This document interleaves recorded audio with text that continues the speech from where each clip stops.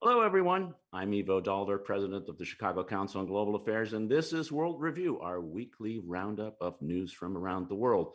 And a lot of news there is to talk about this week. Joining us here is Bethany Allen-Ebrahimian, who is the China reporter from Axios. Bethany, great to have you back. Great to be here. Also with us is Ryan Heath, who is the author of and podcast moderator of Global Insider at Politico. Ryan, great to have you. Hi, everyone. And joining us from Munich, the political editor of the Süddeutsche Zeitung, Stefan Kornelius. Stefan, great to see you again as well. Actually, you're in Berlin. I keep thinking, or you're in Munich. You're in one of those places. I'm in Munich or Berlin. Doesn't matter. Okay, great. Terrific.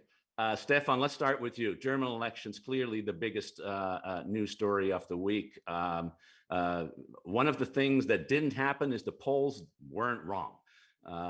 We in the United States and in so many other places have had wrong polls, but the election came pretty much out where people thought it was in the week before, but that doesn't mean things are simple. So bring us up to speed. Where did the election end up, and where do you think a post-Merkel government will emerge from?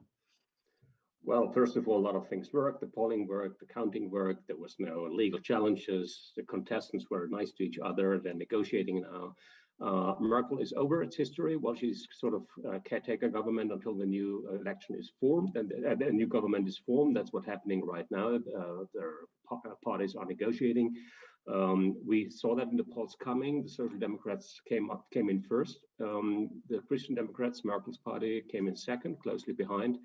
Then the Greens and the Liberals. So it's those four parties who can now form and negotiate amongst each other for a majority in parliament and then vote for the chancellor. Number one news is that the left party, the Linke, is in parliament, but so marginalized that they don't play a role in forming a government. The right-wing AfD actually dropped as well, which is a good signal for all of us in Europe and for all of those who think they're not quite in democratic work. So it's amongst those fours, and the big battle now was between sort of in the first hours and days between the Social Democrats and the Christian Democrats, who's actually entitled to form that government. Is it open for negotiation, or is it just who comes in first? There's no rule, there's nothing out there who says that Olaf Scholz, the Social Democratic leader, should be the next chancellor, but there's a kind of moral win. He gained in support, the Christian Democrats lost heavily. Polling now shows, as of today, that most voters think that Scholz should have sort of the first right to form a government, and the two smaller parties who have to come into coalition with him to get this majority are actually lining up to negotiate in that direction. That'll take time, and quite honestly, it's quite a stretch to bridge. They are miles apart in sort of the core issues, and we haven't talked about them in the campaign. It's about taxes, it's about minimum wage, how to finance ecological change, climate issues, sort of the role of government, basically, and how much spending there should be, what that kind of role should play, and not least European financing. Huge gaps between the Liberals and the Greens or the Social Democrats in that respect. And that's now up to the negotiating process. Well, so what we see is, well, we have a decision in the elections, but there will be sort of another election. There will be sort of behind the scene negotiating on what kind of basis this coalition can be formed. The beauty is, well, the system is still as that intact that all parties accept that kind of outcome. These negotiations take place in good faith. They talk about substance, not about ideology. So in the end, I do expect us to see social democratic-led government, a more left-leaning government, with the Liberals as the kind of balancer in that. All sides have to sell that to their party base, to party conventions. They have to get a vote on this before they can join the government. That'll take time, and I wouldn't be surprised to see Angela Merkel giving the Christmas speech on television as she did so many years before. Thanks. That I think we got the picture. It's a complicated picture. It looks like Germany is becoming more like its Northern European partners, multi-party coalitions, as opposed to one or two party in government. Ryan, when you looked at the election, both the campaign and the outcome, what struck you most about where we are today, and where is Germany heading as the most important and most powerful country in Europe? How do you see that evolving?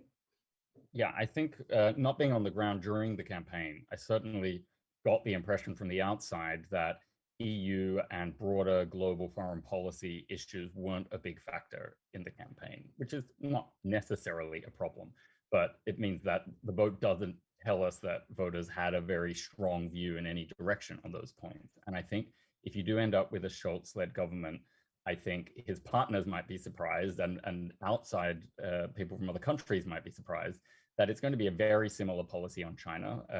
He has had quite close ties to China for a long time. So even if the Greens want to be tougher on China, it doesn't mean that a Scholz-led government will be tougher on China. He doesn't have a particularly different view on something like the Nord Stream gas pipeline either, for example. And he's quite fiscally conservative. So that's not all that different from what the CDU Merkel government was doing for the last 16 years. So I'm not saying things won't change, but I think to an outsider, it won't look like any form of revolution if he does form a government. What I think is interesting from a big sort of power game geopolitics perspective is that right as Germany is muddling through trying to figure this out, it's quite obvious that whoever forms the government isn't going to fully fill Angela Merkel's shoes on the global stage.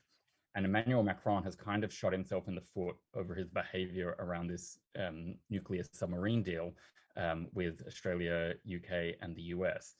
So you've got, as this kind of vacuum emerges in Germany over the next few months, instead of Macron being able to fill it, which was his long-term plan, he is kind of a bit marginalized. And I think what you'll actually see is Boris Johnson in the UK capitalizing on already his existing alignment on sort of China and Russia policy with DC, which he's built upon with this defense agreement with Australia and DC.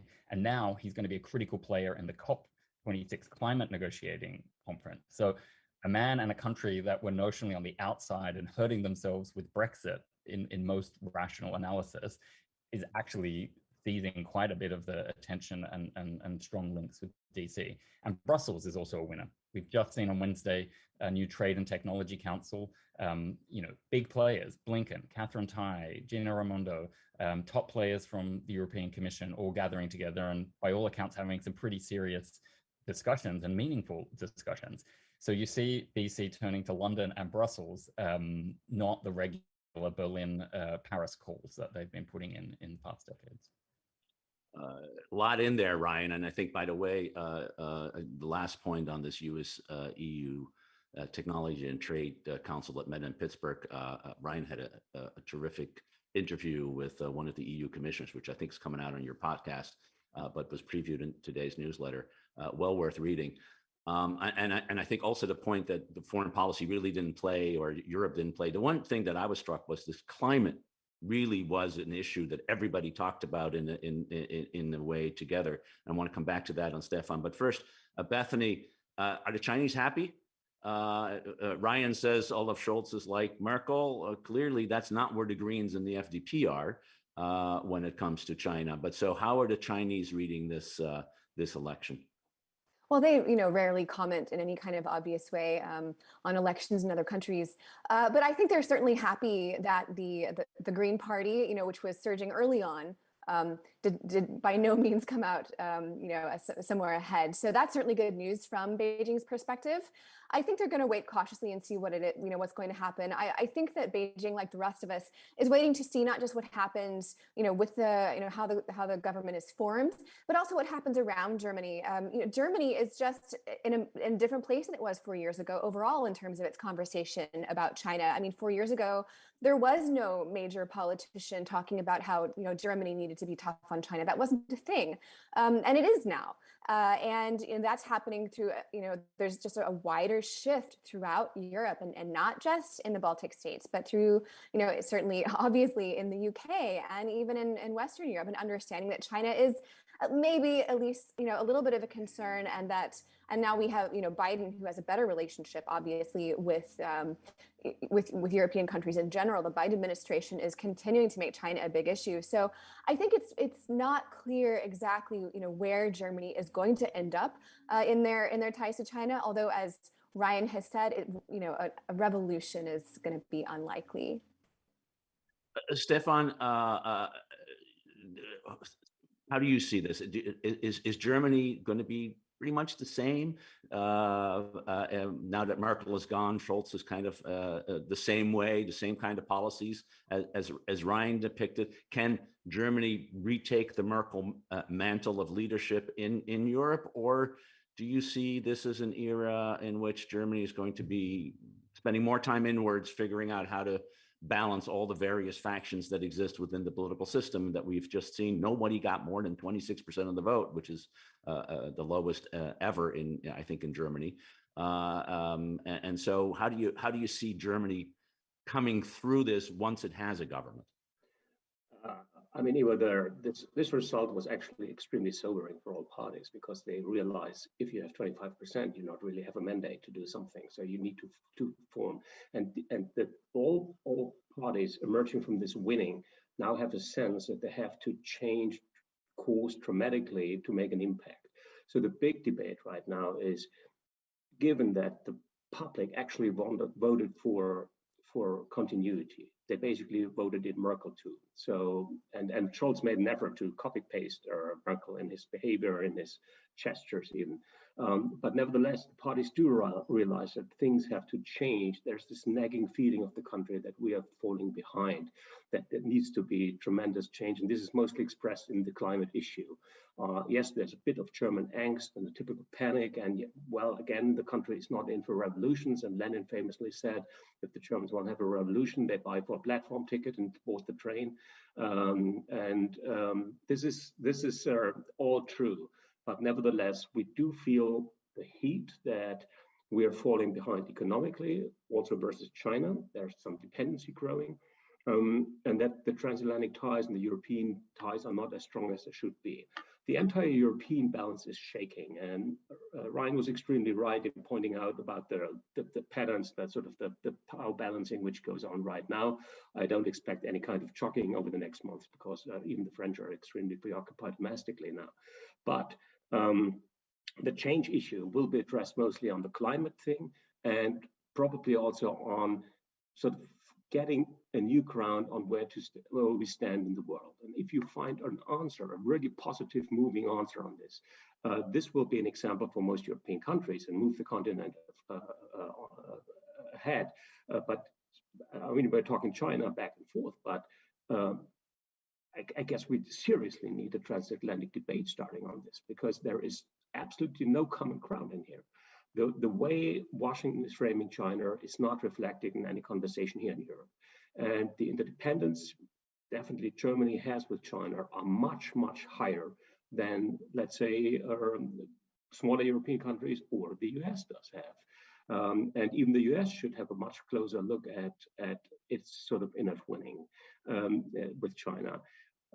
I had a conversation recently with the CEO of BMW, and looking at his China figures, looking at the sales, looking at the growth market there, looking at their innovating power which comes from China now in terms of digitalization of their mobility industry. It's just breathtaking. They're not looking at the US. They're not looking at anywhere place in the world. They're looking at China.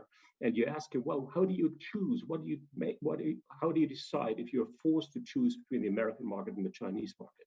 He says that's not the question anymore. That question has been answered, because the American customers will choose to buy the cars we do fabricate and we do build in China, because these are the most modern cars, and the market will have demand for it. So basically, he says the decision has already been taken via the technological issues which have been put on track for years now. Fascinating way of bringing a reality in here, Stefan. And Ryan, in your reporting from what happened in Pittsburgh, Is there this discontinuity? Is that seen between how Europe sees issues with China, but really does think that the intertwining and the necessity of continuing to do business with and in China versus the U.S., which is trying to say, no, we need to stand back? Was that on display in the discussions that you mentioned? Yeah, I think that the direction of travel, which is something Bethany has already mentioned, it's moving towards the US position. But I think the burning experience of the Trump administration has just led Europe to decide it's never going to be fully signed up to a US position. It might, on an ad hoc basis, join a coalition. It might agree that China's a problem on this or on that, but it's determined to keep its distance. And that's not an anti-US position. It applies to all the great powers. And I guess I would bundle Russia into that discussion as well. And it's still an ill-defined concept, but it's certainly the kind of the thing that Europe uses to hedge its position or to hold back a little bit in those transatlantic discussions. And I think there's basically two perspectives at this Pittsburgh meeting. One was the US pushing that democracies need to have a single united front, kind of outward facing, and Europe, which is a regulatory superpower, essentially saying, well, it's not just about geopolitics positioning, it is how do we write the rules of these markets, and you need to meet us in the middle, and you need to turn up on privacy, and you need to get more serious about artificial intelligence and so on. And I think it's tricky because ultimately if the US sort of puts its foot down, Europe isn't going to be able to do an awful lot about that. But the best way to get Europe closer to the US position is for the US to kind of treat the Europeans more seriously, that they do have a legitimate perspective on how to shape markets, and that it's not all about trying to crush American tech companies. And at the very least, the Europeans feel they were listened to and that there are some serious discussions happening now. And so Americans would then hope that the next step would be Europe gets a little bit more pragmatic about the Chinese positioning. In the meantime, Bethany, the Chinese, of course, object and subject of these discussions. Are they seeing an opening here to continue to see if they can, if not split Europe from the United States, at least try to find ways in which to exert their influence by creating dependencies of the kind that Stefan talked about, or markets, let's put it that way, which is the more positive term than dependencies. Do they see it that they're in some sense in the driver's seat on this issue?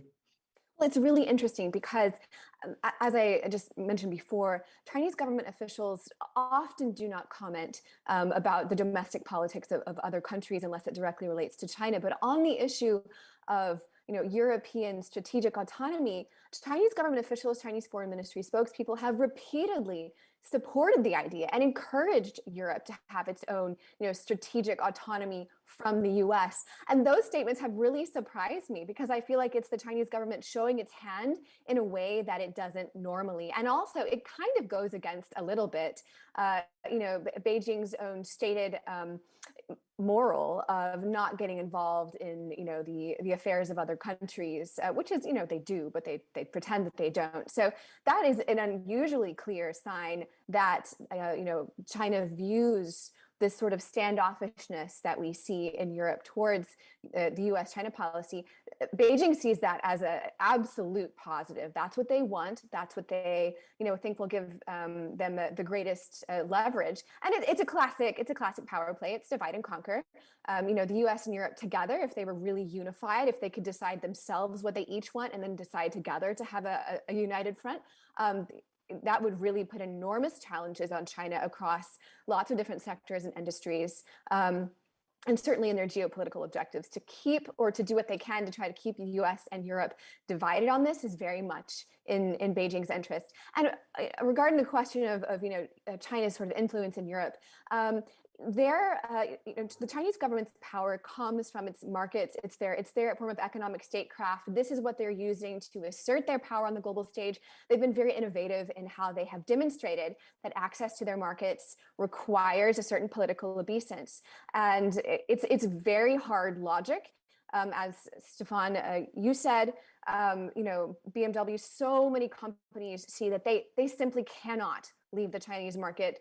They can't ignore the consumers. They can't ignore the investments. They can't ignore the production capacities or the innovation.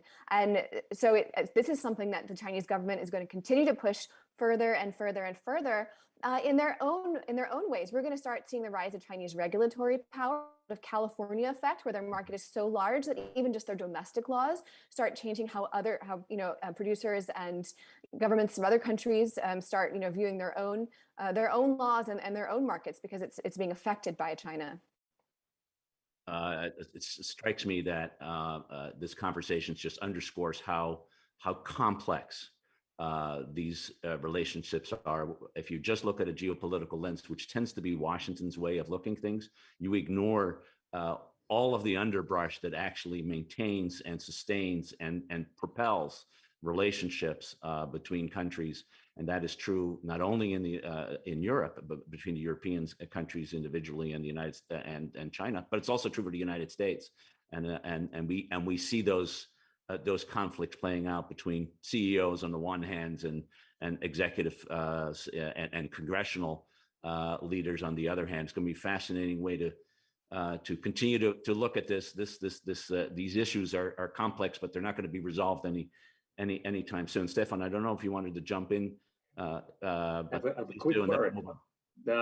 Because Bethany was mentioning divide and conquer. I mean, if you look at the American AUKUS deal, that's exactly how it was perceived in France. And so we shouldn't forget to look on things from both sides. And this is why I urge for transatlantic dialogue on exactly those complex problems. We won't get BMW out of China. And the kind of tough containment issue we were sort of hinting at seems unrealistic. But on the other side, there's nobody being naive here in Europe. People do sense that there is a dependency which is dangerous and which goes against our values, and that the kind of very slow moving takeover of systems, of rules, of regulatory issues, and so on is a threat. And there's a political issue behind it. That's not even sort of doubted by a BMW CEO, even though he has his books as priority. But I honestly think that I haven't come up with a strategy, or I haven't heard anybody coming up with a proper strategy. But I mean, we can talk the housing or the financial problems with Evergrande now and other issues. This is all affecting us jointly. In fact, why don't we switch over to Evergrande as an issue, Bethany?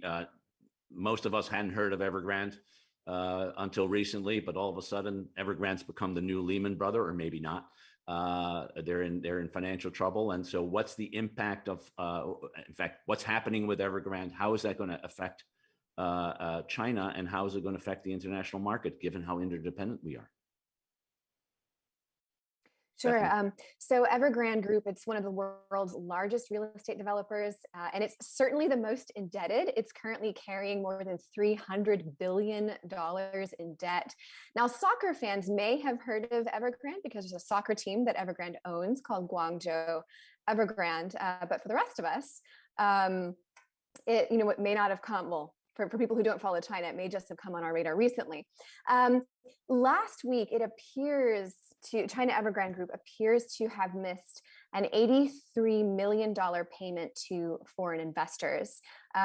As you said, some observers are suggesting this could be China's Lehman Brothers moment. And indeed, if Evergrande were to collapse, it could reverberate throughout China's financial sector and economy, and certainly investors. So Evergrande is listed in Hong Kong. Investors are really sweating right now to see what's going to happen. But it's really important to note that the Chinese government has learned a lot from the US financial crisis. In fact, you could look at 2008 as a really important moment when the Chinese government realized it probably that it didn't have anything else to learn from the US, that it needed to go out on its own because it saw how our own system collapsed. So they've really learned from that. And also they, the Chinese government has a lot more tools than the US government did in 2008. The Chinese government controls the banking sector. It gives them access to vast resources if there does need to be a bailout. The Chinese government controls capital flows very tightly in and out of countries. So there can't be, so investors there can't be capital flight, if investors are trying to get their money out. And also the Chinese government controls the courts. So if they needed to, they could actually force Evergrande into bankruptcy. So Chinese authorities have not used those tools yet. What they are hoping is that the pressure will force Evergrande in an organic way to restructure its debt, to deal with its debt and to make it out in a healthier way on its own, and in that way serve as an example to other debt-laden companies that they're going to have to get their act together. And this crisis is occurring as Chinese regulators are aiming to reduce systemic financial risk. That's been a major goal of Xi Jinping since 2017. I do want to mention some of the downward effects of this on just like average Chinese people who are trying to live moderately prosperous middle-class lives, or who may have put a lot of their own assets and their own their family's wealth or money into Evergrande. So Evergrande owes over 1 million apartments to people who have already paid for them. These are apartments that have not been built yet, and yet people have already paid for them. So they're homeowners with no home to show for their huge investment. And in many cases, young Chinese couples who buy these apartments have gotten money from their family, from their aunts and uncles and parents to buy this apartment. So it affects a lot of people.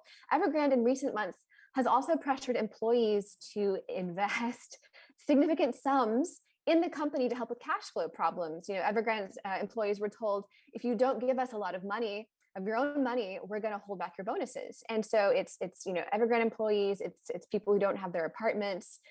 Some of these people have started showing up outside of Evergrande offices to protest, but again, here's where you get Chinese security forces come in and prevent mass demonstrations. So it's another way that the Chinese government has to kind of tamp down on what could otherwise be turned into not just a financial crisis, but even a social and political crisis.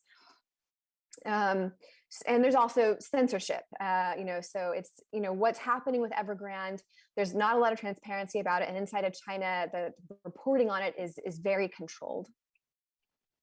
Ryan, I think Bethany sort of rightly describes this dilemma that even though the Chinese probably have a lot more tools than the US government did in 2008, they're still stuck with the essential same dilemma that American regulators, do you help the banks survive? Because you want to make sure that the people who bought those apartments, that the apartments get built, and that the employees get paid and deal with the sort of the downward pressure, or do you want to send a signal that this kind of indebtedness is really bad, and if you go in that direction, you're on your own. We're not helping you with all the consequences that fundamental dilemma, which existed in 2008 and seems to exist here now, is still there with the Chinese government. How do you think they're going to cope with this? There's another layer, I would argue, on top of that, and I'm certainly no China expert, but you can never separate the economy from politics in a one-party state. And I think, I wouldn't call it a continuum necessarily, but I see Xi Jinping's approach to this as kind of in the same basket of wanting and constructing the party and the government in a way that is more controlling of what goes on inside China. He thinks that there have been too many excesses over the past decade, and Evergrande is just another example of it. It's a different type of excess to tech billionaires being out of control, but it's all about bringing any of these sources of power or instability to heel.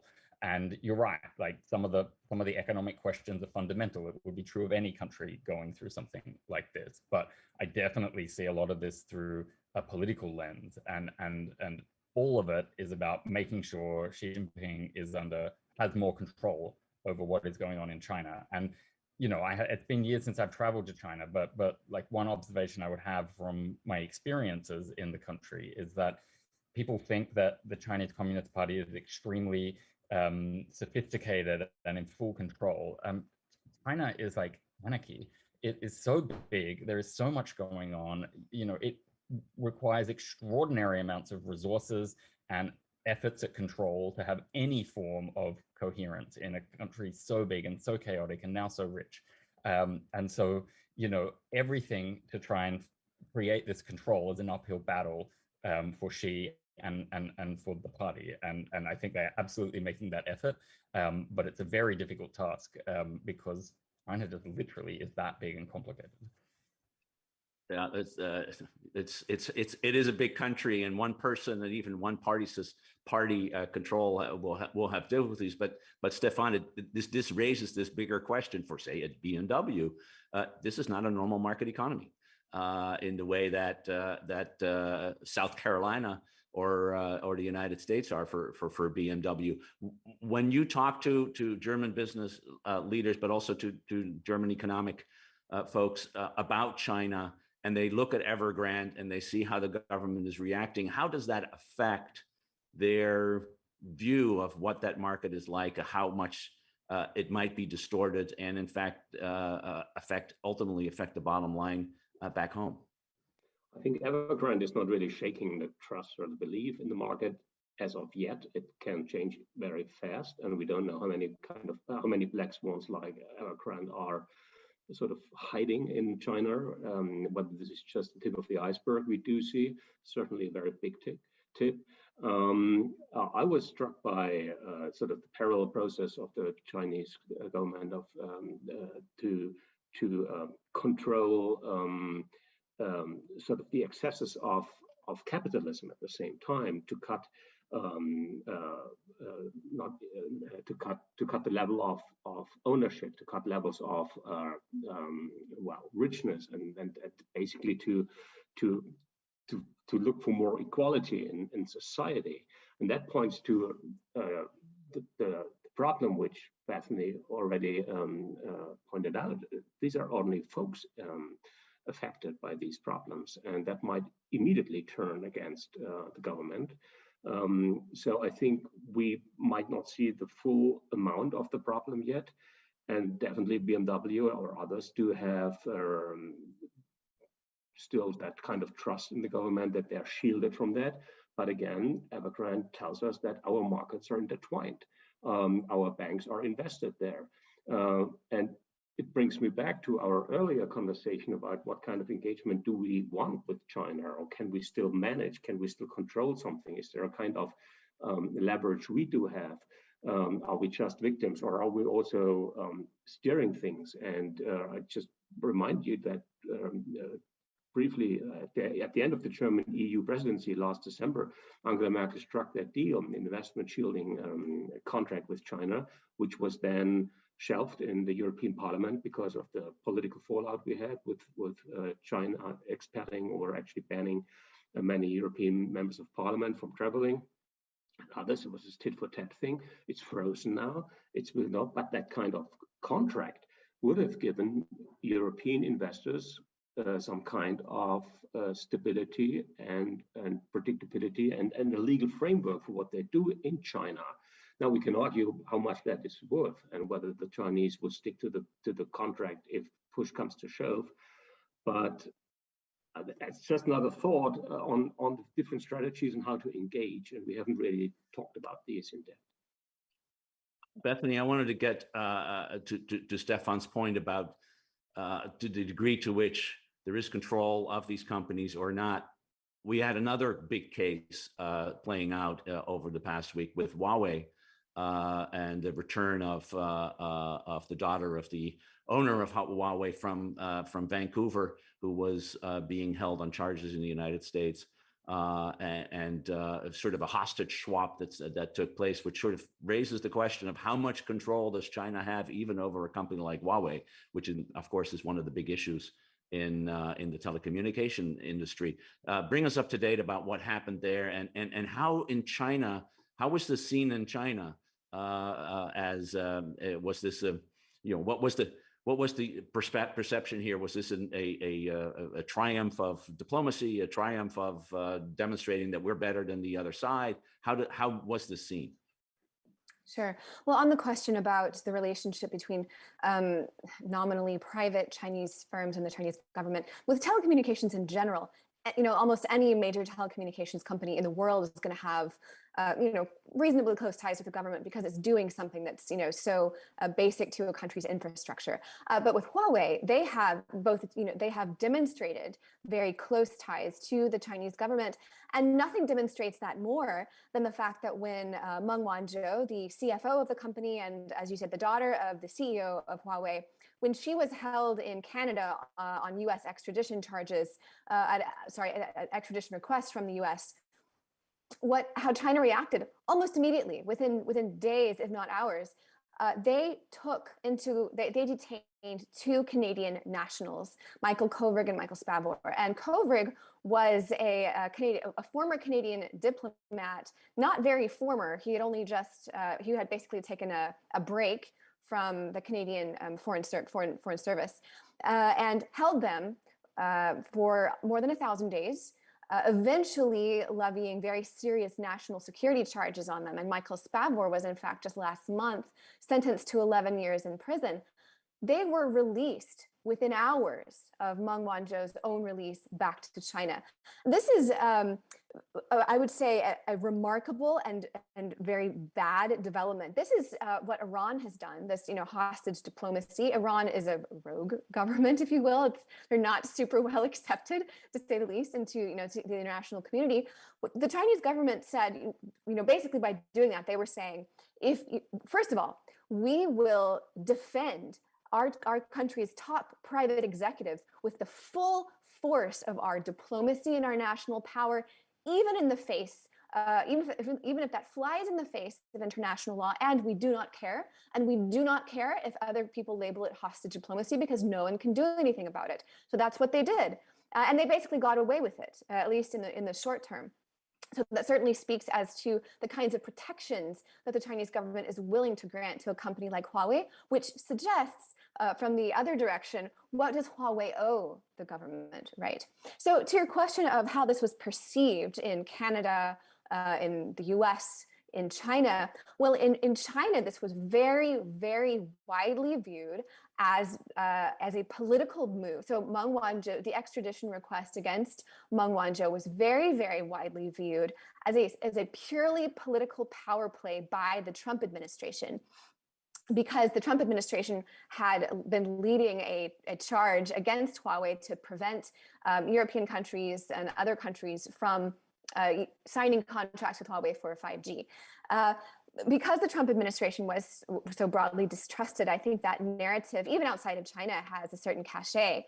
But what documents show us, what the Department of Justice information shows us, is that Meng Wanzhou did, in fact, in fact, the deal that has allowed her to go back to China, she agreed. She signed, saying that she agreed to a statement of facts that she had knowingly misled HSBC, a bank, in her statements regarding certain transactions that could be in violation of U.S. sanctions against Iran. In China, this was basically seen as a very a battle of good versus evil, China being good, the U.S. being evil, and the fact that she was released eventually, she said it herself. She said, "Without a powerful motherland, I would not be free today." And so among many Chinese people, Chinese nationalists, this was seen as a showdown between the US and China more or less won. Now in Canada and the US, I think, I don't think anyone views this as an amazing triumph. It's hard to see really what any of this actually means, except that we have learned the extent to which China does not care about its international reputation anymore, because it knows it's beginning to set norms. And now we know what may happen in the future, what will happen next time the US wants to send an extradition request to any of its allies for any other top Chinese executive. And this is probably the exact reason that China did this. So it's a pretty serious situation. One issue it does raise, Stefan, of course, is it does demonstrate the tight link between Huawei as a company and China as a country. which is in some ways at the core of not only the Trump administration, but the Biden administration's view that having Huawei deep in your telecommunication systems poses a threat to security because of that tight link. Has the discussion in Europe, including in Germany, where this is still very much live, been influenced by this recent turn of events? I think, I mean, it's not an issue right now. It's kind of frozen, but the government hasn't really decided on its policy. However, the hurdles on bringing in Huawei as an investor, putting in the 5G systems all over the country, are extremely high. So I don't see that happening. Definitely the security apparatus and the political side knows about the fears and the problems, and the government coming in now, especially the Greens and the Liberals, will definitely oppose Chinese investment. And everyone knows the fears, the dangers, and I think so that kind of direction is set. Ryan, I want to come to one other issue, although jump in on Huawei as well, but the energy crisis that we're facing really globally, although not necessarily in the United States, where the pressure is to lower gas prices. But when the rest of the world is facing massive spikes in natural gas prices, with real impact on economic productivity in Asia, and including in China, but also in Europe. What's behind this crisis that we're seeing on the energy side, and how bad is it going to get as winter emerges in Northeast Asia, but also in Europe, and much of heating is done through natural gas? Mm-hmm. Single point on Huawei is it does have effects not just on executives who must now think they might be taken hostage by China at some point, but politicians as well. Those people Stefan was talking about who face sanctions or barred from entering China and so on. The British Foreign Office has warned a number of parliamentarians not to go to 50 countries that have extradition treaties with China for this exact reason now. That's a direct consequence of what was just happening with the two Michaels and Huawei. On the energy front, I think probably the underlying point is, I mean, there are some practical factors. It is literally the case that demand is rising for energy around the world. Like, we aren't turning this climate situation around. Supplies are low. One of the reasons why supplies are low is companies are transitioning out of investing into more fossil fuels because they know that there are going to be major prices and consequences because of climate change. Like, literally with the environment, the actual cost of extracting them, the regulatory burden and cost that is put on these companies as governments attempt to grapple with climate change. So yeah, it's just going to be an expensive, difficult winter. There's no real way to sort of polish that, and people die when energy is not supplied correctly. So there are going to be nasty consequences like that as well. But certainly the message that I got from people I was talking to, and when I say people, I mean like leaders of countries and senior ministers during the UN General Assembly week, is that it's pay now or pay later. We can't just have one tough winter of high prices scare people away from making a green energy transition. That is not going to end up defraying these costs. It's probably just going to cause them to rise higher. You know, that's the golden lesson of any form of infrastructure. You buy it now, or it's going to cost more later because labor will rise. There will be more complicated environmental permits. You have to rush it through because of some other factor that you need to count on. So yeah, some of this you could see as an argument of like, that's exactly why you need Nord Stream. But you know, energy cannot be entirely divorced from our value system and politics either. So yeah, Nord Stream will get more gas to Germany and Europe, but there are other prices for Ukraine, for our energy mix and that climate change debate. So what gives you something today does not mean you're not going to pay a price later on down the line, is my point there. And I think that's the thing to keep in mind when people start shouting about how unreasonable all of these prices are and how terrible it is. It's terrible is not this winter. Terrible is what we're going to be dealing with for the next 20 or 30 years. So we better get used to it, and we better come up with a plan for it. So Stefan, given the importance of climate change throughout the election and the sort of the unity among the parties, that this is something that needs to be tackled now, and Germany wants to continue to be one of the leaders on this. and yet also so dependent on gas for the short term. How does this debate play out in Germany? Is it the same way? Let's pay now, and then we'll hopefully be able to deal with it later, or is it no? This demonstrates that in fact we need to have access to multiple sources of gas, and Nord Stream being one of them, but of course many others as well, with LNG import terminals, etc. No, there's definitely growing understanding for the urgency of the matter, for the need to change fast. I mean, the new coalition most likely will try to get Germany out of coal by 2030 instead of 2038, which was now anticipated. The share of electric-driven cars will rise dramatically. There are already the first major car manufacturers like Audi, which announced not to build fuel-driven cars from 2025 onwards, so only electric by then. The earlier mentioned BMW is phasing out its fuel-driven fleet by a later point, but wants to achieve 50-50 by 2030. So that's coming. I think expectations are much higher than can be met. People now are shell-shocked by the way we do see these climate changes. The shock this summer by the flooding in Western Germany and parts of Belgium was horrendous, and people don't want to live through this again, but they most likely will have to, because this will not change quickly. And so I think we see a huge preparedness. People are already gearing up that this will cost. But then again, look at the German electorate, 50% is older than 50 or 55. This is an age where you don't want to change that much anymore, and you don't want to pay, and your rent isn't that secured either. So there will be tremendous societal conflicts in this. Bethany, we're out of time, but 30 seconds. I mean, the same pressure is happening in China, both not enough energy and the need to transition. How are the Chinese going to deal with this in the next 5 to 10 years?